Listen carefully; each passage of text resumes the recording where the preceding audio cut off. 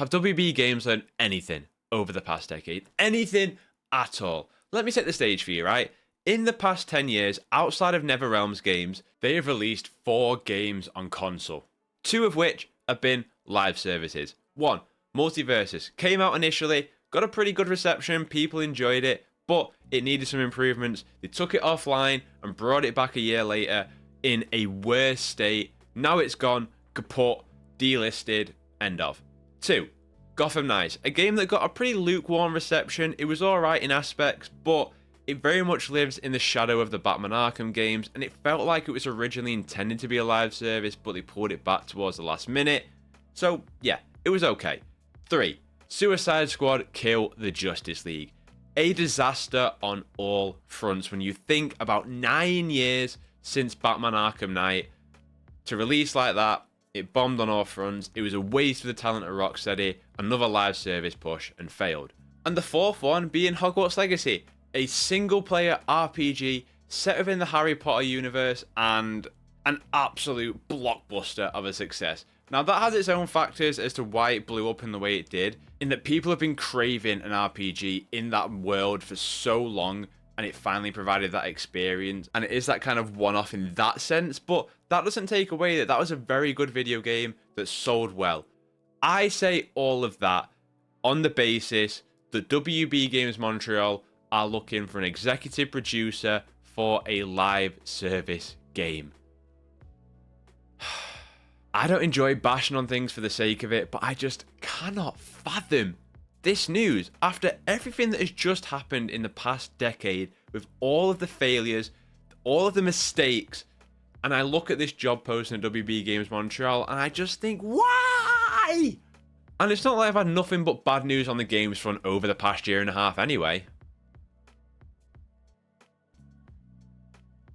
When the Wonder Woman game was cancelled, Jason Schreier reported on Bloomberg about the state of WB Games. And in that report, he said that, look, they're looking to pitch a new Game of Thrones game at WB Games Montreal. That could still be the case, but it does hint quite heavily about DC Universe here, but we'll talk about that in a moment. But in that same report, Jason Schreier said that WB Games Montreal originally pitched a Gotham Knights 1.5, aka like a Miles Morales type game.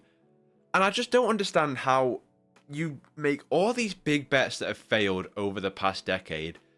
You see a smaller scale project like a Gotham Knights 1.5 that can fix some of those issues, and instead you greenlight a big live service game. Because live service games, they cost a shit ton of money. You have to produce them, and then you have to maintain them afterwards and keep producing. And WB Games Montreal, they're not a live service studio. Even Gotham Knights wasn't a live service, so I am bamboozled by what I am seeing here.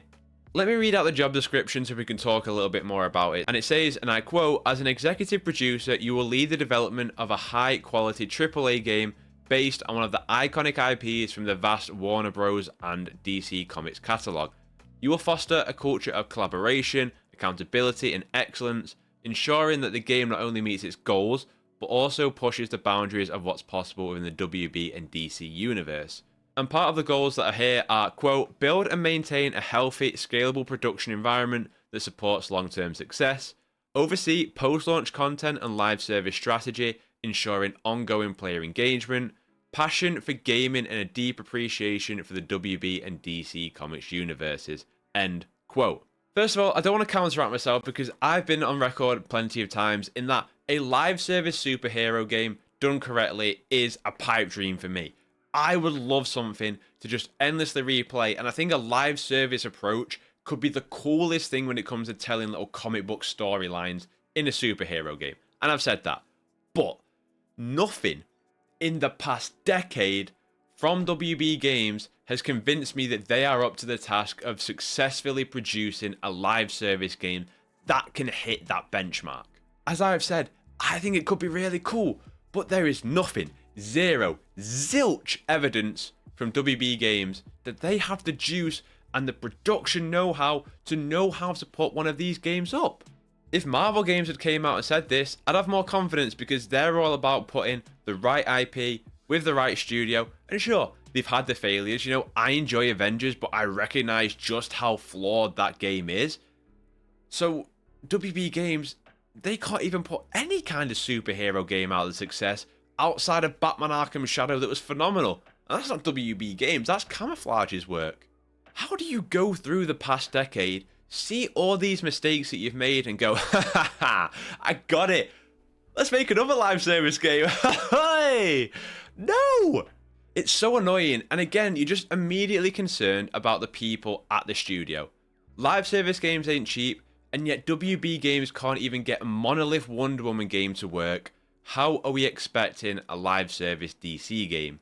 So yeah, obviously Jason spoke about Game of Thrones in the article and they were pitching that, and plans can always change, but I don't think you keep mentioning DC Comics here in the job description if you're not going to work on DC Comics property.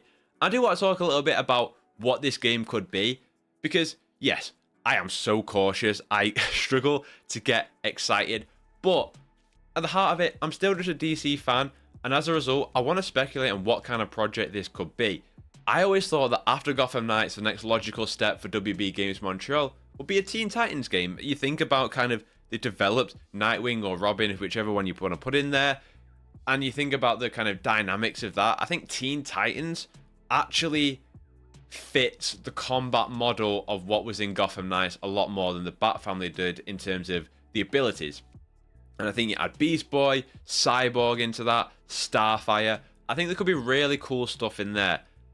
Justice League, I have always said, and it goes back to what I said about a live service superhero game, that is my dream game. If I could get and stick with me here, right? But I know it is, that's why I call it a pirate dream. I genuinely believe that a Justice League game is one of the most ambitious video games that could be made. If it was a third person, over the shoulder, big explosive action game like that, because of the movesets and the variety between Batman and Superman and Wonder Woman and Flash, like they're all so unique, where the Avengers, don't get me wrong, they are very unique, but there's that kind of fundamental synergy between them all. Like, other than Thor, who's obviously a god, and Hulk, who's just a big fucking brute, there's a bit of a grounded nature to the Avengers, a little bit more than what the Supermans and the Justice League really are. And you know, you throw in Green Lantern, who can make constructs of anything.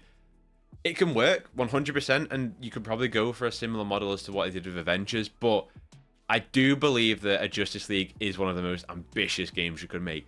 For the love of God, do not give me any more Suicide Squad stuff. Like, for fuck's sake, WB, can we stop thinking the Suicide Squad are like the fourth pillar after the trinity of Batman, Superman, and Wonder Woman? It's the Teen Titans. It's the 2003 Teen Titans show in particular. Just putting it out there. But can we please just stop that? So that's, I would, if I was thinking about it, it would probably be a Teen Titans game. I really, really, really, really hope it is not a DC Rivals game, like spun off after the Marvel Rivals game. If it is that, I have no words. I don't think I could take it. I think Marvel Rivals is an okay game. But I think it's just phenomenal Marvel in what they do with the cosmetics and the heroes and the maps. Like, I think they get that part. It's stellar, and that's why people love it so much. But don't make a DC Rivals game, man. We don't need a DC. We don't need that. We don't need that. If you want to do something in that realm, go bring back Gotham City Imposters. Yeah, let's do that instead.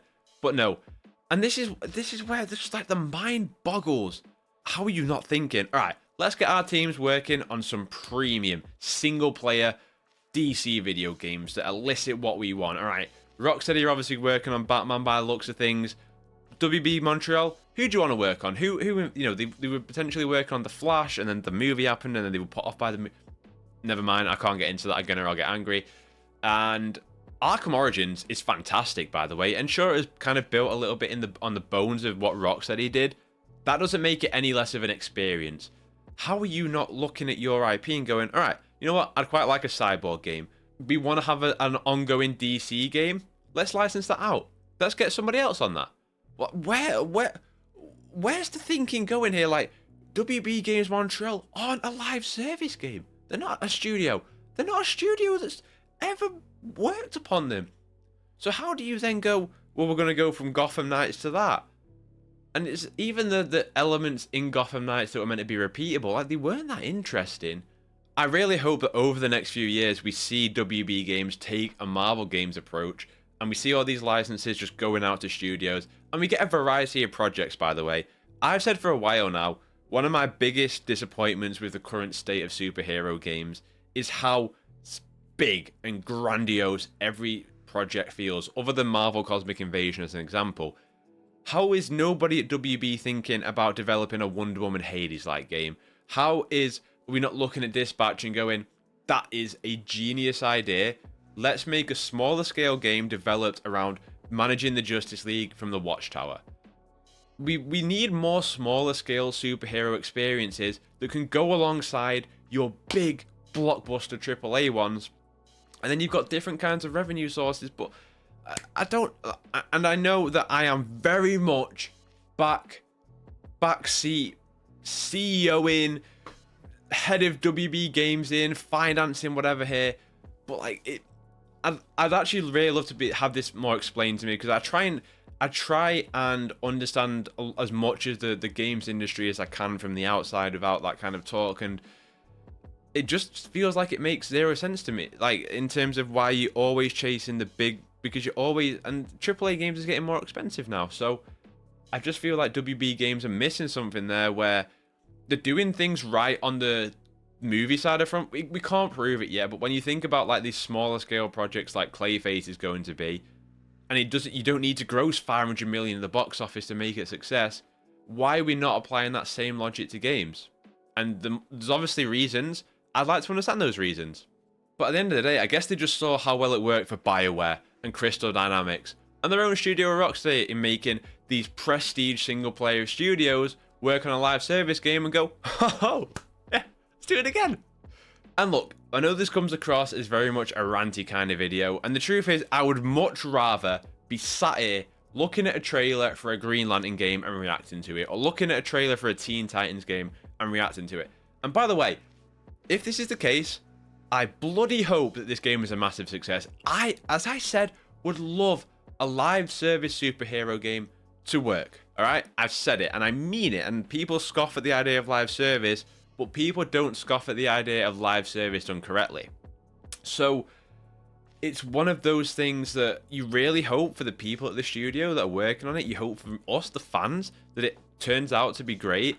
And usually I don't react to a job listing like this, but the mind cannot comprehend the vision of what I am seeing here at WB Games. So, it's just it's bizarre. Like, it's just really bizarre to think about this kind of overhaul, and then to see this be the first bit of news that comes out. And, you know, it's not like they're publicly announcing it. It's a job listing that's been spotted. Yeah, again, I really hope it's great. I don't come out of this and like, I can't wait that if the game sucks, I'll trash the studio or anything like that. No. Best case scenario is this game comes out and it's a great live service game. And again, it might not even be DC. I might just be going down a rabbit hole here. But I'm just desperate for some DC games here, you know, man. I'm struggling. I've seen Superman, and I'm out here, and I'm like, right, what can I play? And the best thing I've got is DC Universe Online, which, again, is proof that that game does not have a massive player count, and yet it's still doing the numbers it needs to be a success. How are we not translating that across the board? How are we not thinking about smaller scale projects? For example, the hype around Marvel Cosmic Invasion isn't like the biggest thing in the world that's coming out later this year, but it is going to be something that I'm excited for, and I can't wait to play, and we'll have to see how successful it is. But I know I'm kind of just going around in circles now, and I'm kind of just yabbering and blabbering on, but it's just crazy. I had to like I saw it on Twitter, and then I read it once. I was like, that can't be right. And I refreshed this, and then someone else had quoted it. And I was like, what? How? So yeah, I'd like to actually stop making these kind of videos where I'm just like confused and bamboozled and sick of WB Games making silly choices. And instead, I love to be making guides on a WB game, or a review, or streaming it. Instead, this is all I've got to work on right now. So I hope that whenever this game is revealed, it looks fantastic, it plays fantastic. I hope that the people at the studio can do a brilliant job, and I just hope we get a plethora of DC games going forward. But yeah, for we'll wrap it up there. Let me know what you think. As always, if you enjoyed, consider dropping a like. I know I've kind of just gone around in circles here, but yeah, comic book news, reviews, guide streams. Make sure you are subscribed. We cover as much as we can here when it comes to superhero games and the movie reviews every now and then. So I'd appreciate you sticking around. Regardless, all socials are linked down below. I hope you have a terrific day. Play games, get gains, and I will catch you in the next one, which I hope is a much more positive video. Goodbye.